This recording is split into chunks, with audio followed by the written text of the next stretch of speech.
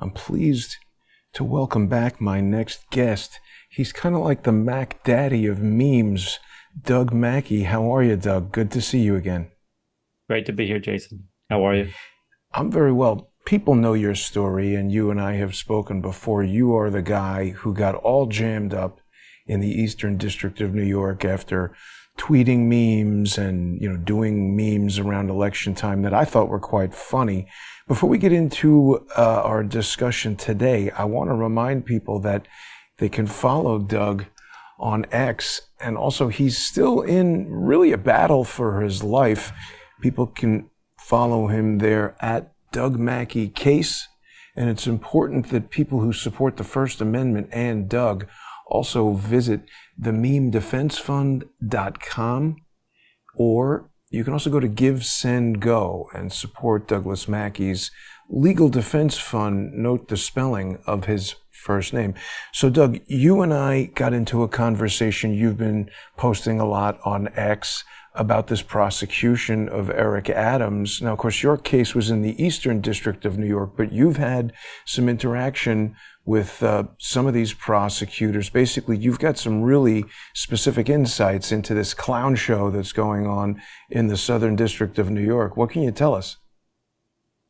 Yeah, so my main concern, putting aside Eric Adams' guilt or innocence, is that my bigger concern is that these U.S. attorneys' offices, especially the Southern District of New York, they act as if they are accountable to nobody, and they behave with impunity. And they have long done this. It's not unique to President Trump. They do this to even President Biden, President Obama. They call themselves the Sovereign District of New York. And the way they see it is that they are sort of the better angels above all of us, prosecuting, and they really view themselves as righteous. But the reality is that they need to be accountable to somebody. So that's my biggest insight here. And that lack of accountability, they commit all kinds of shenanigans. And we're talking also about the New York field office of the FBI, all kinds of dirty tricks and shenanigans that they use to try to get convictions, because like I said, they think that they're on the side of the angels and that anything goes with them. Yeah, I mean, this is the funny thing. I don't disagree with a single thing that you're saying. And I'm not just like watching the news and having some sort of bad opinion of these people because they're Democrats or they got appointed by Joe Biden or something like that. You and I have firsthand experience being through this ringer of having your energy and your financial resources and your most valuable resource, your time, be stolen from you by this corrupt process. And so you had some knowledge. Was it direct personal interaction with Danielle Sassoon? What can you tell us about some of the specific people who are involved and now have become uninvolved in the Eric Adams prosecution? It's quite a crazy thing, isn't it? It is crazy. It is really high drama. I personally have not had any interactions with Danielle Sassoon, who's in the Eastern District. I mean, sorry, she's in the SDNY. All of my interactions were in the EDNY. So I don't have any personal history or knowledge of Danielle Sassoon, other than the fact that I felt like her letter was very self-righteous, was very self-aggrandizing. And, maybe she's right. And, but the point is, maybe she's right about a few things, but I don't think that she has I don't think it's her prerogative to go against the DOJ, the Attorney General, her bosses. But like I said, she can take her case to the Congress if she thinks that President Trump has committed some kind of illegal act, which I don't believe he has. And, they can impeach him if that's what they think. Yeah, I agree with you. I mean, this is a lengthy letter. The thing that is the interesting wrinkle to me here, Doug, is Emil Bove. Do you know much about, excuse me, Bove. Do you know much about Emil Bove? So I don't know much other than that he was in SDNY himself as a prosecutor, and a colleague of these other two prosecutors who were dismissed, which is interesting. That's really all that I know about the situation. But he really seems to me like a sort of effective hatchet man at sort of cleaving at these U.S. attorneys' offices. But it's interesting to see him on the other side of the coin now in the Attorney General's office, given that he was not too long ago in the SDNY. See, that's the part that's very curious to me. Not only that he was a prosecutor in the Southern District of New York, but he also came out of this law firm, Sullivan and Cromwell. And I know that you get very into the deep state and looking at the tricks that the government does and all that. Sullivan and Cromwell, I'm sure you're probably aware, is the law firm that essentially created the CIA after World War II. One of the partners there was Allen Dulles.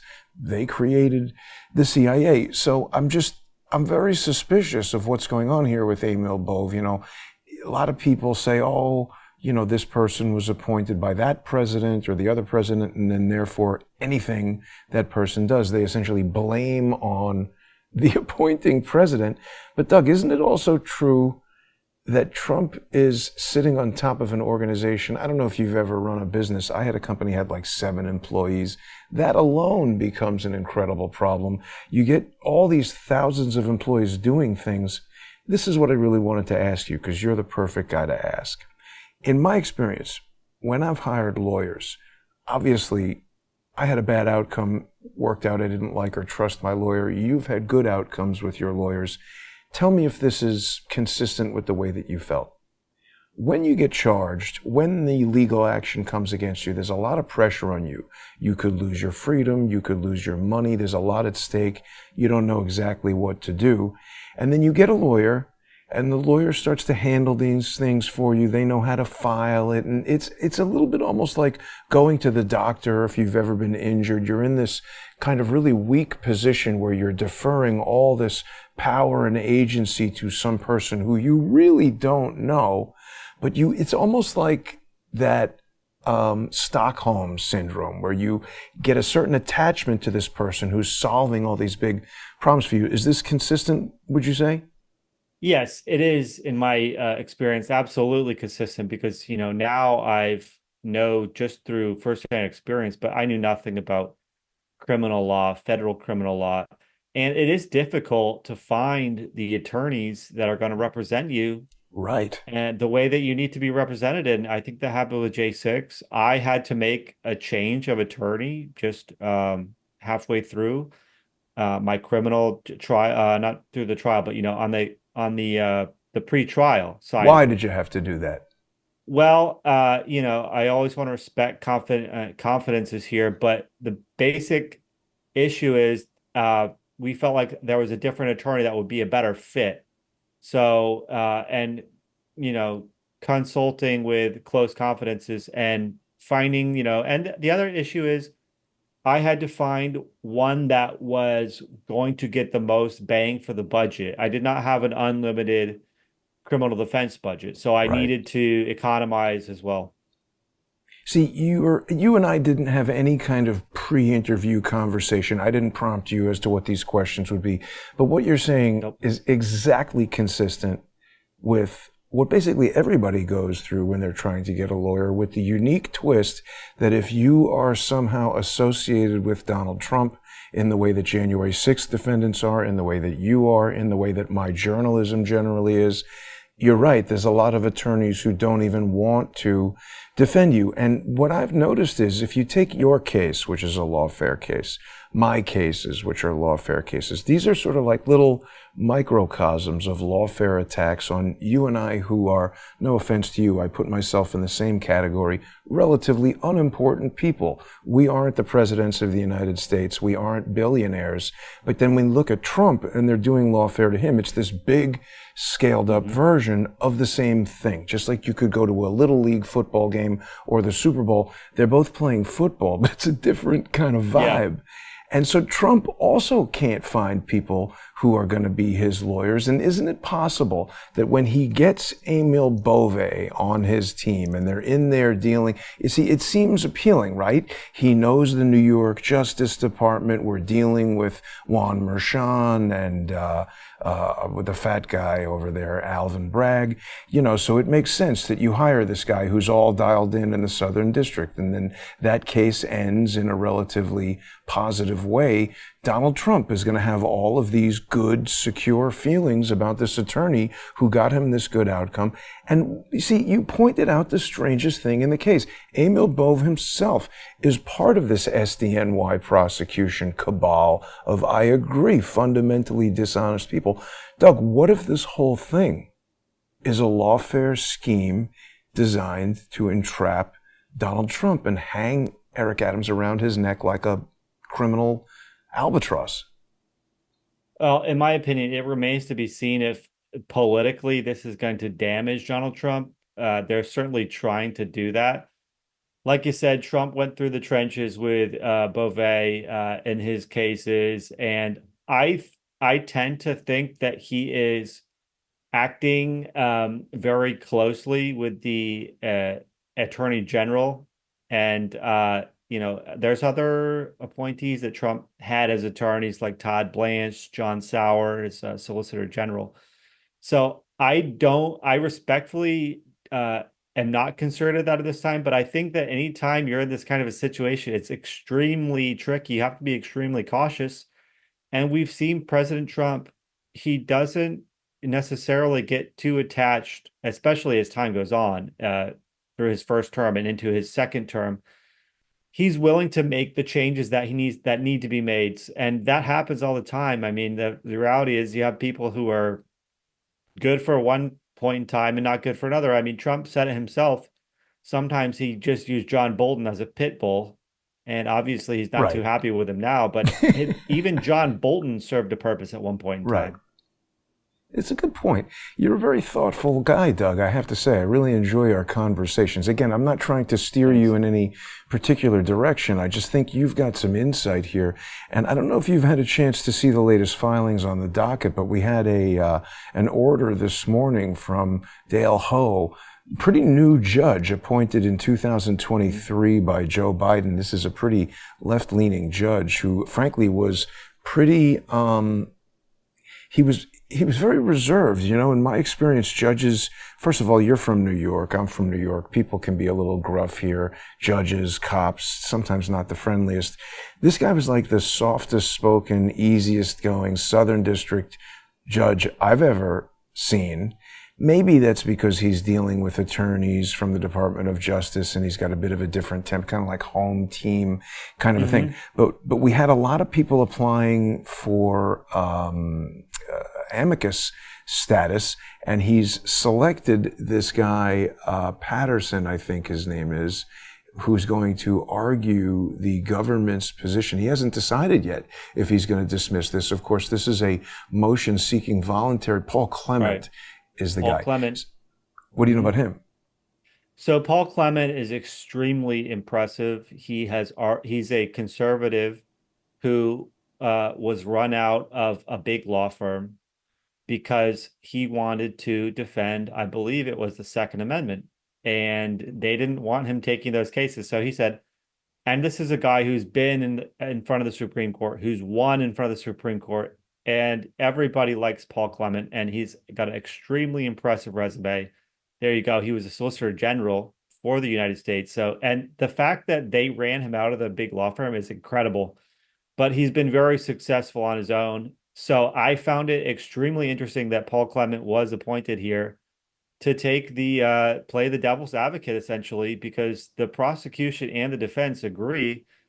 So to make it an adverse, to have an adverse point of view, he's appointed Paul Clement, which remains to be seen whether that's constitutional or not. That's never really been litigated in the higher courts. Well, what do you mean if it's constitutional or not? Just bringing in some other lawyer to prosecute the case after the government says they don't want to?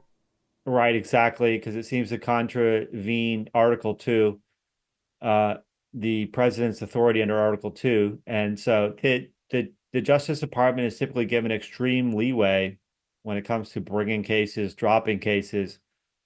So it remains to be seen. The law. This is all going to be litigated. Yeah. You know? You've really become an expert in the law. And I mean, it makes sense. Your life is on the line. You want to understand what's going on there. you really, your insights are fantastic here, Doug. Now, I don't know if you saw this filing from Free and Fair Litigation Group. So this was sort of on behalf of these, the various U.S. attorneys who had resigned because they were pissed off. So you got John Martin Jr., you've got obviously Miss Sassoon. There was a few other people there who have stepped down. The other question is, isn't it possible that the powerful members of the deep state who are embedded within the Department of Justice are concerned that a Pam Bondi, Kash Patel, Donald Trump DOJ is going to come after them? Maybe this is a move to just cripple Donald Trump's ability to effectively control the DOJ and say, oh, look at this, he's doing something illegal, letting off Eric Adams because he's MAGA now or whatever. Right. I agree with you. It's 100%, in my opinion, a political play.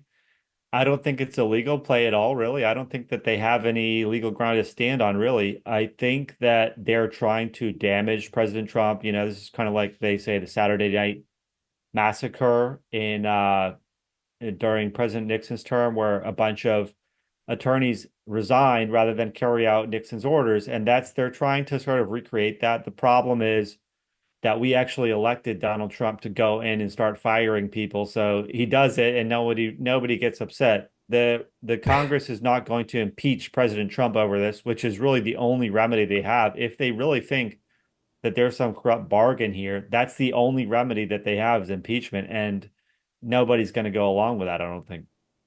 Well, I agree with you, actually, but at the same time, you're speaking from a legal standpoint. Yes, that's the only remedy they have. But the smear campaign in the court of public opinion is obviously what they're going to continue to attempt.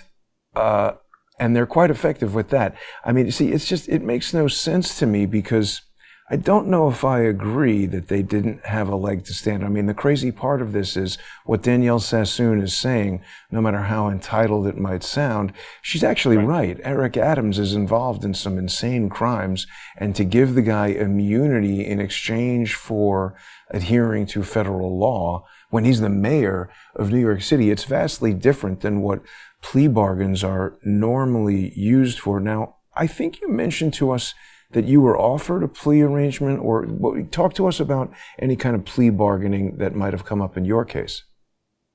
So attorneys are sort of mandated, or I don't know if the word is mandated, but they have to, look out for their client, the best interest of their client. So part of that is they're going to undergo plea discussions.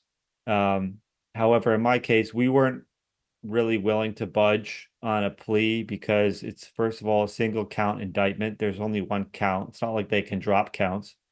It's a felony count. And the most important thing, those are considerations, but also the most important consideration is that, I didn't commit a crime and I didn't do anything wrong. So I was not guilty of a crime. So we're not going to do a plea bargain. I mean, people plea out to misdemeanors. We saw Steve Bannon do it just the other day to put the case behind him. And I understand that completely, but they were not in any position to be offering any kind of good bargain that I would have been enticed by. So yeah, we ruled out plea bargaining pretty quickly in this case. Got it. But you've still given us some important information there because, in other words, if normally the prosecutors would come to you and say, hey, Doug, you were inside the Capitol building on January 6th or something like that, and these 5 people broke a window and went in, and you stepped over the glass and your shoe broke the window, so you're being charged with felony breaking and entering in a government building. It's 15 years in jail. But if you don't waste our time prosecuting you and you choose to plead guilty just to trespassing, it's a 12-month misdemeanor. We'll give you 30 days in jail and 11 months off, and you don't have to spend $1 million on a lawyer. You, at your discretion, could choose to admit that you trespassed in the place, even if you don't honestly believe that. You just sort of admit to a lower crime at your discretion, and it saves them the trouble of prosecuting. This is one of the ways a plea bargain might work. Exactly. Another example, if some criminal is selling drugs, let's say, on the street, and I've used this example before, the cops arrest a guy selling $100 worth of cocaine. And they say, hey, $100 drug dealer, tell us where you got this cocaine from. We want to arrest the kingpin. And he could choose to say, no, I'm taking the Fifth Amendment. I don't want to incriminate myself. I'm not going to say anything. That's my choice. At my discretion, I can choose to exercise the Fifth Amendment. The cops might say, if you choose not to do that and testify, we won't prosecute you for any drug-related crimes. But again, these are situations where the person has discretion. The mayor of New York City doesn't have his own discretion to choose whether or not he abides by federal law, right?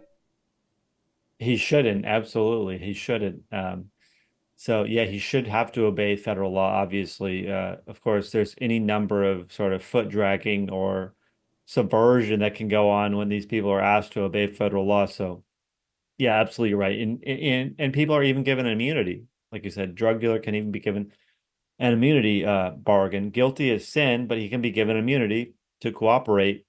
So yeah, that was upheld in the federal court system a while ago, because a district court tried to say that prosecutors couldn't strike these kind of bargains, which would have basically toppled the entire criminal justice system. So the courts threw that out.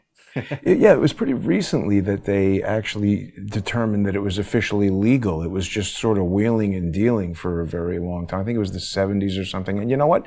I think the Southern District of New York played a role in that decision, but lawyers will have to go look that up. I don't know if you had a chance, Doug, to see this interview the other day. Let's just listen to this for a second. Refile the charges. No, right? First of all, I don't get into the legalese.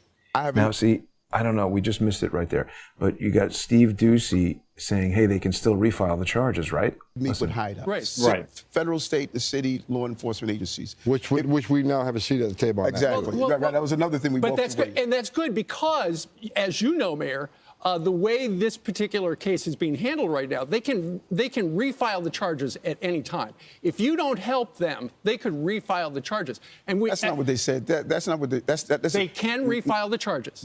No. Right? He doesn't seem to understand the deal right there, does he, Doug? Probably not, to be quite frank. He probably doesn't really exactly know what's going on 100%, but that was the day before the hearing. This is the best he can do, I think. And I don't think he understands it 100%. He probably does now that he had to go to court and admit that he understands in front of a judge. At the same time, he's a politician, so it's in his interest to say that he's completely squeaky clean and that nothing can ever happen to him, you know?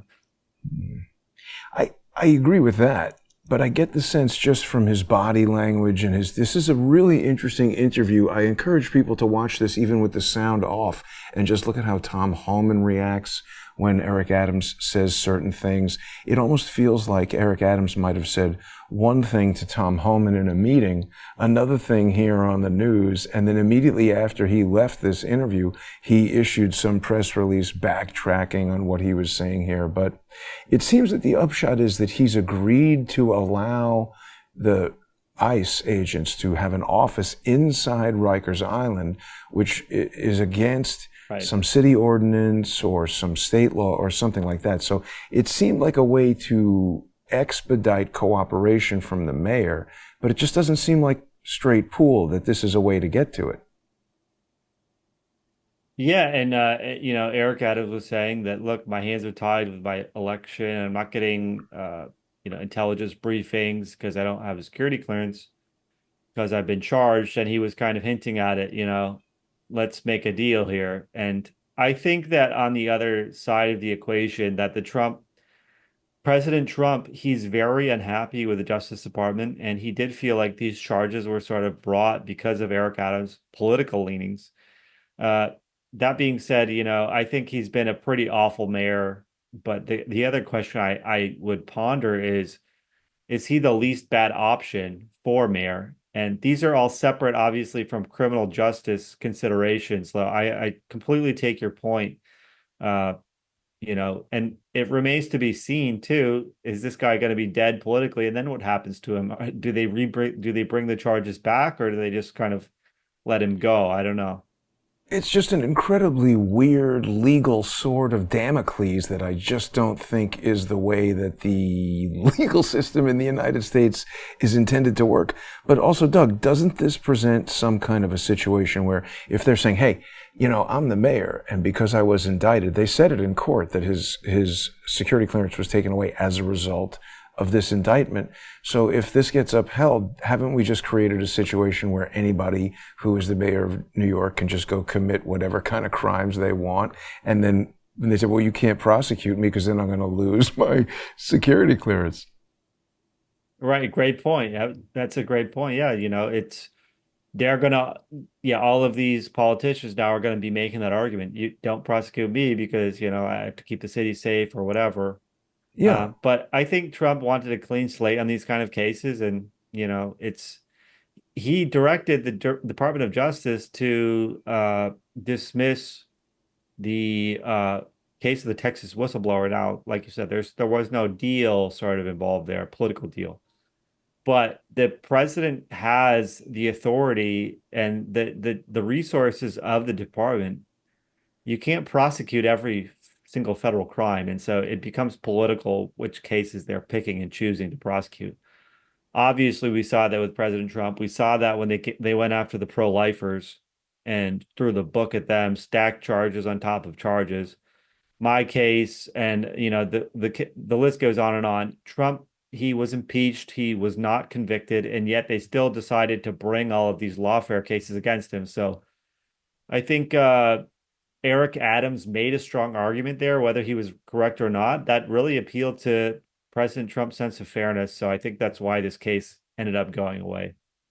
It's also important to remember it hasn't gone away yet. The judge has not granted this motion for voluntary dismissal. We're going to have hearings now with this amicus who's going to argue the case on behalf. Well, yeah.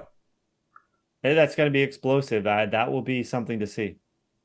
Well, and, towards that end, just before we went on air, there's a new filing on the docket here from Quinn Emanuel. This is Eric Adams' attorney. They're writing to alert the court of recent out-of-court statements by Attorney General Pam Bondi and her chief of staff that constitute admissions of a party opponent under the federal rules of evidence.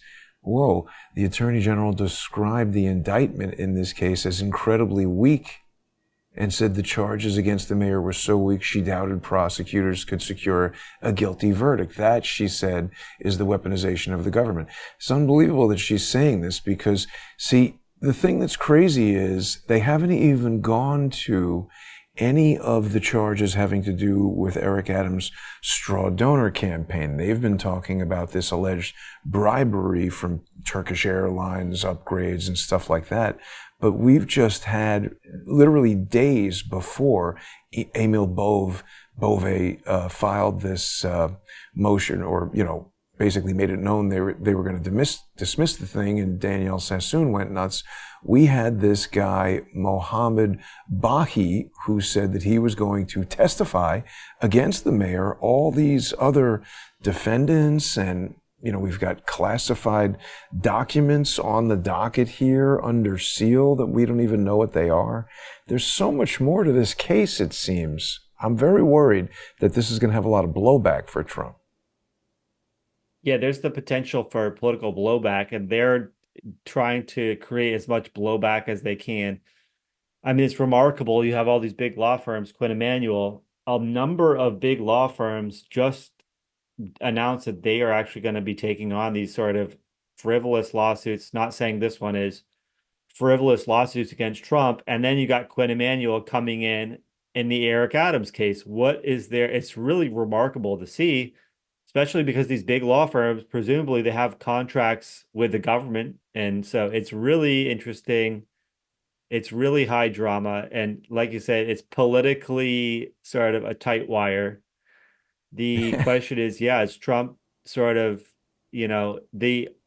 for me personally, my opinion personally is that it's more important that Trump brings these offices to heel, that they respect the policy decisions of the president, But like you said, there's always a potential for a political blowback in this kind of a sticky situation. It really is, and I appreciate your descriptions of it. Now, the other thing I wanted to point out about Danielle Sassoon, because again, Emile Beauvais, and they're all enemies now, but, she started her career at, I think it was Kirkland Ellis, which is another one of these huge law firms. And, this is Bill Barr's law firm. So this is a CIA law firm as well. There's a bunch of crazy dudes who were doing stuff at Kirkland and Ellis. Do you know anything about them? I mean, like you said, all these big law firms, they're connected to the government. Isn't this the deep state that we're looking at right here, Doug? So yeah, these law firms, they're so gigantic and thousands upon thousands of employees. I mean, just to give you an example, we were in talks with certain big law firms to represent me in my case. Well, they didn't want to handle the criminal case, but they were actually interested in the appeal. There's so many different lawyers and offices that I think that it's a little bit of too much of a generalization to say that, this law firm is in bed with this one or that one.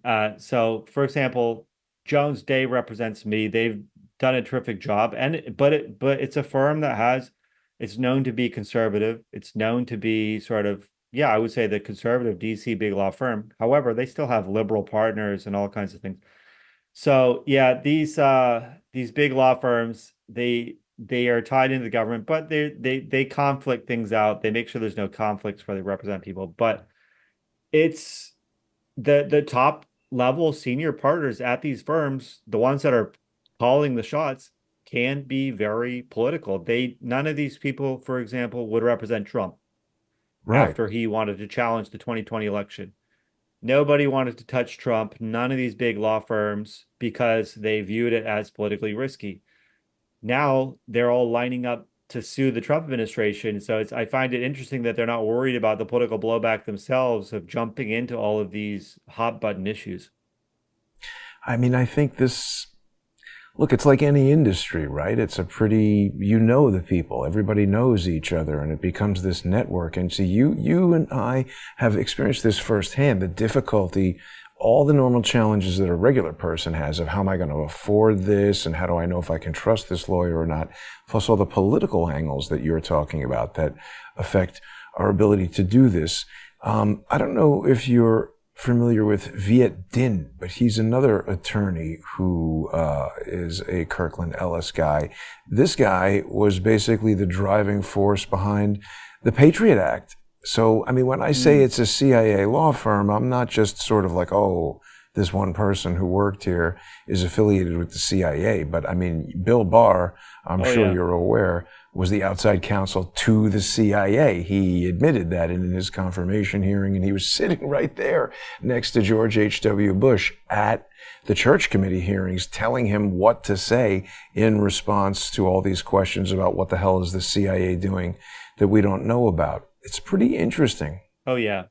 You're exactly right. And these lawyers go from the government to the big law firms and back and forth. So you're absolutely right. I mean, we just saw the other day, Jack Smith, special counsel, who accepted $140,000 worth of free legal work from one of these law firms. I don't know who. So yeah, like you said, it's all one big network. All of these prosecutors, federal prosecutors in DC and FBI they're all hiring lawyers themselves and trying to get, pro bono legal work, because they don't necessarily have millions of dollars. If the Trump administration wants to prosecute them or investigate them, they don't necessarily have all that money. So it's one big network, like you said. You've just put a point on something that I realized the other day. I'm kind of trying to quantify lawfare, to sort of treat it as an academic research approach where we can have terms for it and stuff like that. And it occurred to me that one of the keys to it, right, because it's really the guy who first codified it is Charles Dunlap Jr., a retired major general from the Air Force. And he calls it a 21st century mechanism of warfare that is intended to achieve political and military goals. And what's interesting is I think if we really want to get technical on discussing lawfare, it's a bit like any military action. Obviously, if you join the Marines and they tell you to go to Islamabad, Pakistan, and kick in the door at this house and shoot everybody in there, you're a hero and you're taking military action. If you did that in Queens, you're an insane murderer and you're going right to jail. But it's essentially the same action. And I think the same thing is true of lawfare. There are contexts in the international diplomacy sense where using the law as a military and political weapon is actually legitimate. And the further you go into the research of writings of guys like this, he's more on the legitimate side of it. But just like someone could watch a video about how to kick in a door in Islamabad, Pakistan, and then recreate those techniques in Queens, I believe there are people who have now begun to engage in civilian lawfare. And one of the key components of it that you were just drilling into is not only to drain your money, but to use your own money against you, okay? And when it's the Department of Justice taking you down, well, it's your tax dollars, obviously. But in the scenario that you're talking about, that's where we have these different nonprofit entities like this bizarre free and fair litigation. This is a 501c3 that I bet you $1 would take Jack Smith's case. Mm-hmm.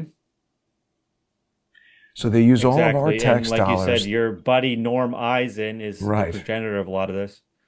Absolutely right. Yeah, absolutely. I think we saw this in the case of Alex Jones, where they were sort of 100%. shopping around for a case where they could take him down. I mean, I think that's what it was, 100%. There's another they technique shop around that they for these used. plaintiffs to achieve political ends. And an attorney from the first Trump administration was talking about how they used to have you used to have to put up a bond if you wanted to get a preliminary injunction, because if somebody was wrongfully ruled against, they were enjoined wrongfully, then presumably there's some monetary damages that would have to be paid. But the judges have been ignoring the fact that these bonds need to be posted for 40 years now. And so that's a great example of lawfare, where if the cost of lawfare was that you had to put up millions of dollars of bonds to sue Trump and say that he can't fire this person or he can't deport that person, and you lose the case, then they would have to put up a bond. So, for example, emoluments or the travel ban from Trump's first administration, which they preliminary enjoined, and then he won in the Supreme Court. Obviously, the president has the right to do that. So that's a huge thing. It's warfare. You even have Mexico saying, we're going to sue your gun companies. So that's completely bizarre. Why is Mexico going to sue our gun companies? Well, they're going to say that your guns are flowing into Mexico, so we're going to sue you for damages of guns flowing into Mexico. Sort of as a response to President Trump sort of, ratcheting up the pressure on Mexico to actually solve their problems of cartels and the open border and everything else. Wow. You see, wow, look at that. Just the other day, or 4 days ago, Supreme Court to hear. But I mean, Doug, this is going crazy. This is like, it's just constantly escalating lawfare. So you've just identified a key piece. They've taken away these bonds. It's almost as if this is the mechanism by which lawyers have figured out they can politically control the world. We've got Norm Eisen, who is an unelected, virtually unknown schmucky lawyer who assembles a team of other schmucks who's now exerting influence over the president of the United States. And I mean, he wrote that whole book about creating coups and color revolutions and arguably created the war in Ukraine. Absolutely. And, the president serves a 4-year term. They want to tie him up in all these lawsuits. Not only that, with President Trump, these people get into positions of power like Andrew Weissmann, who is on Mueller's team. These cranks are in positions of power. They're able to worm their way in. and to do their political agenda, to do the bidding of these political actors. So Yeah.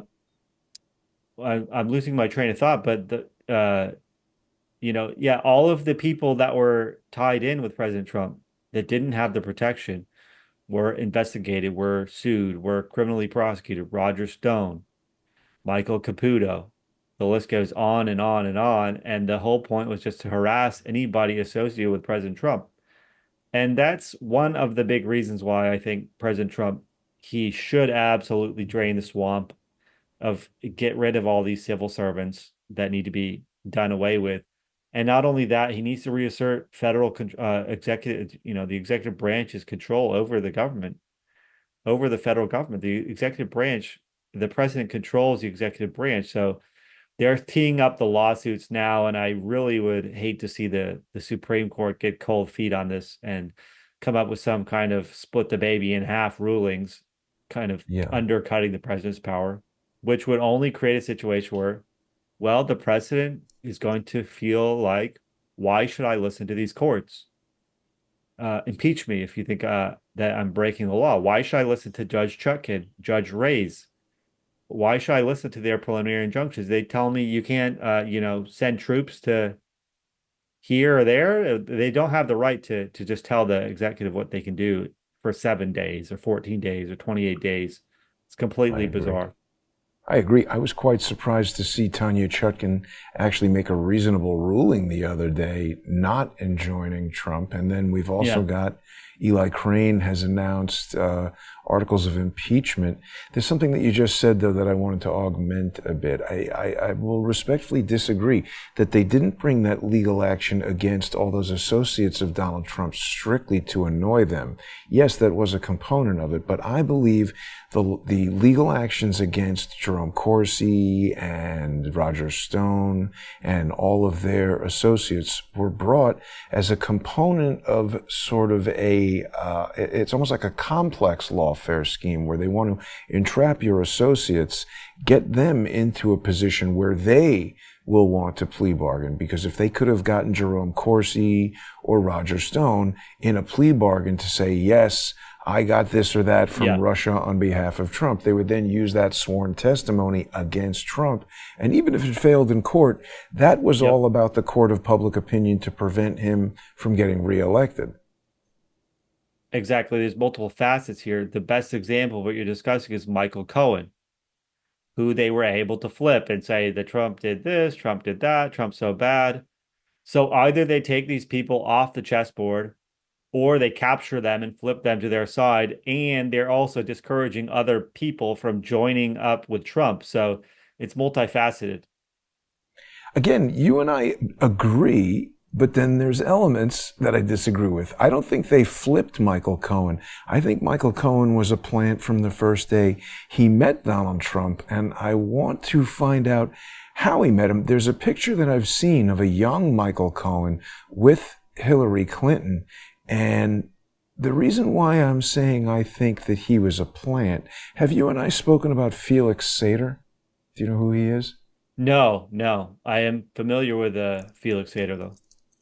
So Felix Sater, as you know, is the Russian real estate developer who was associated with the Trump Tower Moscow project. And he's also like a childhood or high school friend of Michael Cohen. And he's the guy who was sending emails to Michael Cohen in the 2015-16 timeframe. These emails came into evidence in that Stormy Daniels case where he's saying, we need to get Trump to Moscow. We've got investors who want to build this tower, and I can introduce him to Putin, and we can make our boy president, and blah, blah, blah. And so he's sending all this stuff to Michael Cohen. And I believe that the reason he's doing this is because they want to get Trump to Moscow where they could capture some, CCTV type security footage of him walking into a hotel. Then you get that same CCTV footage of a hooker walking into the hotel. get the hooker on 60 Minutes, and she says, yes, Mr. Trump hired me to urinate on him or whatever, and everybody believes Svetlana the hooker, just like they believe the porn star, and then you'd have your evidence to hang on Trump. Because remember, this is all happening in 2015, 16, and they want to prevent Trump from winning. So they don't need actually court-ready evidence. They just need junk to smear him in the court of public opinion. And the reason I say that Michael Cohen was a plant is because remember the amount of money that he was negotiating with Stormy Daniels over. Do you remember the amount? No, I don't remember. It was $130,000. Now, who sues a billionaire and settles for $130,000? You'd imagine it's a 10, 20, $100 million lawsuit. Even on your suit, I'm sure you're up to $1 million, or I don't want to get into your personal finances, but lawyers are expensive. It's a weird number. And remember, Michael Cohen had this whole complicated story about how he didn't want to tell Trump about this, and he didn't want to tell his wife about this. Now, you're a married man, and you've got some experience with lawyers.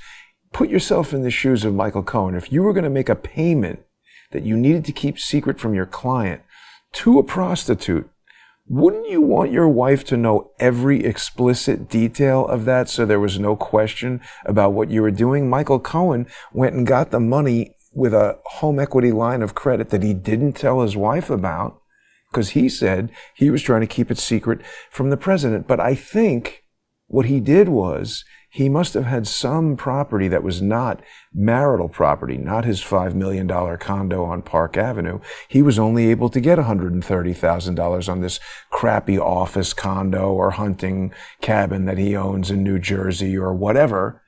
And so here's this amount of money that he could send and make it look like, I don't know. It's just something very screwy about this Michael Cohen, Felix Sater connection. And when I confronted Norm Eisen and Ben Wittes about this, they looked pretty nervous. Yeah, it's so interesting. And it wouldn't be the first time that they send these people in to create these predicates for investigations or whatever. And then you bring in the foreign intrigue, the foreign angle where you have these foreign players who are doing all this kind of thing. And we saw this with George Papadopoulos in Italy and all of these British MK, these UK agents, MI6 or whatever it is, Italians, very interesting in the foreign intrigue. And quite frankly, I think the best example of this is the Ukraine, because they released the fake ledger that said that Paul Manafort was taking thousands, all these cash payments from the Ukraine. And this came out in 2015, 2016, and then 2019, we find out that it was a forgery. And the Ukraine has been a sort of ground zero for a lot of this political foreign intrigue, and where our politicians are sending them money, their politicians are sort of running these operations that are trying to trip up President Trump. Well, exactly. And I mean, are you aware of the National Anti-Corruption Bureau of Ukraine? Do you know what that is? No. It's the FBI in Ukraine. What is the FBI doing in Ukraine? Good question. Shouldn't be there. That should be the CIA. Exactly. Well, anyway, Felix Sater also signed a totally secret cooperation agreement with the Department of Justice in 1998 that nobody knew about until 2019. And I mean, again, I know this gets very convoluted, but, back to the Southern District of New York, when he signed the agreement, Sater signs the agreement with Andrew Weissmann, who in 1998 was the head of the Organized Crime Division in the Eastern District of New York. He had just taken over from Valerie Caproni, who is now a judge in the Southern District of New York. And when I started reporting on all this stuff, I got sued and the case landed right in front of Valerie Caproni. And we talk about judges that don't follow the law and, deny you your rights. Again, they weren't able to get me jammed up on anything criminal, which they would love to do, but they can still drain your money and destroy your business with civil action. And all these people are interconnected. Weissmann, in his book, said that Caproni was his mentor. And then when I asked him, at an NYU law lecture if the House Permanent Select Committee on Intelligence was aware of his 25-year relationship with Felix Sater. He lied and said he didn't know Felix Sater. It was amazing. Right. Yeah. Oh, I have the clip right here. Have you seen this? Yeah, I've seen that one actually. I think I saw it on your account. Let's watch it real quick again. First, I want to thank the panel for allowing us all to sit in on this very interesting podcast conversation. I have a question for Professor Weissmann. Democrats in Congress, specifically John Conyers, admonished your predecessor at the FBI. John Conyers said she broke the law with the national security letters, violating the Fourth Amendment. Can you tell us, did the members of the House Permanent Select Committee on Intelligence know of your secret 25-year relationship with the intelligence asset Felix Sater when he testified in 2017? So I don't know Felix Sater. Really? You signed an agreement with him in 1998 and another one in 2017. It was released in 2019 by The Intercept. Why are you lying to these NYU students, Professor Weissmann? Okay, well, I don't know. You personally recommended to Robert Mueller, you said in your book that you personally, you said he lied. He said he doesn't know Felix Sater. Read the book that this man wrote. He said that he told Robert Mueller to bring in Felix Sater. Felix Sater is the Russian developer of Trump Tower Moscow. I think you planted an intelligence asset to testify against the rightly elected 45th President of the United States. You, sir, are a fraud. You should be in jail, Andrew Weissmann. It's somewhat satisfying to be able to question them, isn't it? Yeah. It's crazy. The other thing that's really good about that video is that NYU posted their own version, and we can actually watch Weissmann cringe and get really nervous as I ask him these questions. He's like trying to, the body language is incredible. And this is Mary McCord sitting right in the middle. So this is like the lawfare brain trust right here. And they're using law schools. NYU, if you had a lawyer who said they went to NYU law school, you like, okay, I got a pretty good lawyer here. They're just selecting who are the unethical people here, who are the people that want to stamp out the First Amendment, the Second Amendment. It's amazing, isn't it? Yeah, these are just sinecures for these people. I mean, these people probably would go into a Kamala Harris DOJ, right? High-ranking position. So it's just, it's crazy. I mean, the conservatives don't really have anything like this. I mean, they're not going to go and be, Pam Bondi is not going to go and be the president of a NYU law or anything like that. So it's really remarkable. Yeah. Well, Doug, listen, I really appreciate you taking time on a Friday. Anything else that you want to cover that we haven't discussed yet? So be on the lookout. We're hoping for a decision upcoming in the case. Oh, wow. So we'll keep everybody posted. In the meantime, trying to just fund the legal team here. Like I said, Jones Day, among others. So memedefensefund.com. Please donate what you can. And thank you so much for having me on here, Jason. It's a pleasure, Doug. I really do enjoy our conversations, and I want to wish you a good weekend and hope for a good outcome in the case. Definitely want to have you back on once the case gets resolved, and love to hear about it. I also want to remind everybody they can sponsor Crowdsource the Truth by going to odyssey.com/@crowdsourcethetruth, crowdsourcethetruth.substack.com, and subscribestar.com. and patreon.com/crowdsourcethetruth. Thanks to everybody who is sponsoring the show. Thanks to Doug Mackey for joining me. Have a great weekend, everybody.